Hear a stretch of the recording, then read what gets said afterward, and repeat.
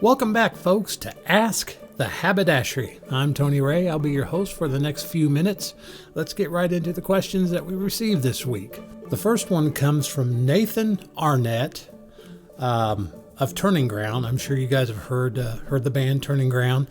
We want to make sure that we promote their album. They have a new one on Pine Castle called Crazy House. Great CD. Had a chance to listen to it the other day.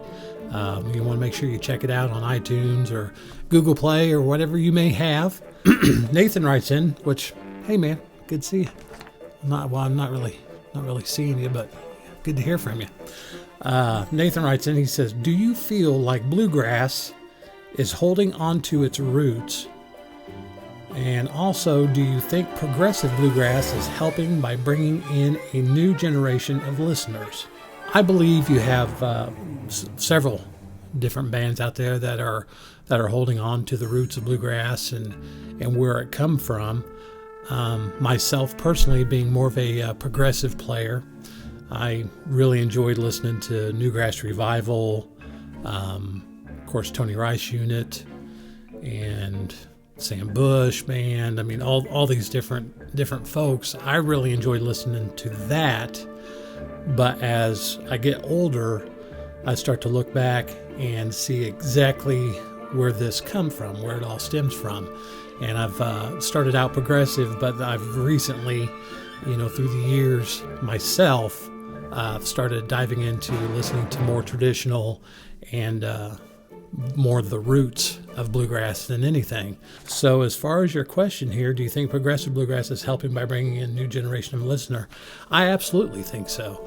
I think, you'll start out with one, whether it be starting out in traditional, then moving more progressive, or staying there, or starting out progressive, and then, eventually you want to learn the history of the music and where it comes from. So I absolutely think that progressive bluegrass does help bring in new listeners, folks that maybe don't like traditional bluegrass. They will listen to a more progressive and then eventually get into it. And yeah, I do feel like the bluegrass is holding on to its roots. Our next question comes from Scotty. No, sorry. Hang on a second here. Jock McScotty Dog. Or it may be Jacques. It doesn't have one of the squiggly lines over the O or a line through it. It may be a zero, but it says Jock. We'll go with that. Jock McScotty Dog. He writes in and says, Dear Dr. Tony Wray. I don't no idea I was a doctor. If you had to be stranded on a desert island, I almost read it as dessert. If you had to be stranded on a desert island with a musician, which instrument would you want it to be, and why did you pick the bagpipes? I like bagpipes.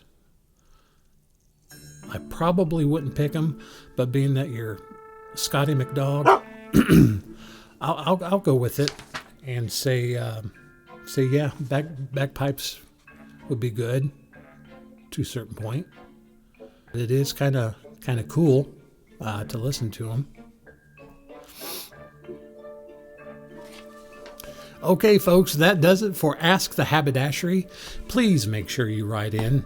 You can write me personally, Tony Wray, you're a host, at askthehaberdashery74@gmail.com, or put your questions in the comments.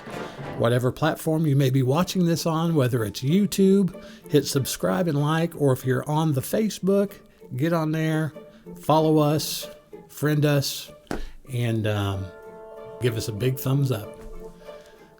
Adios.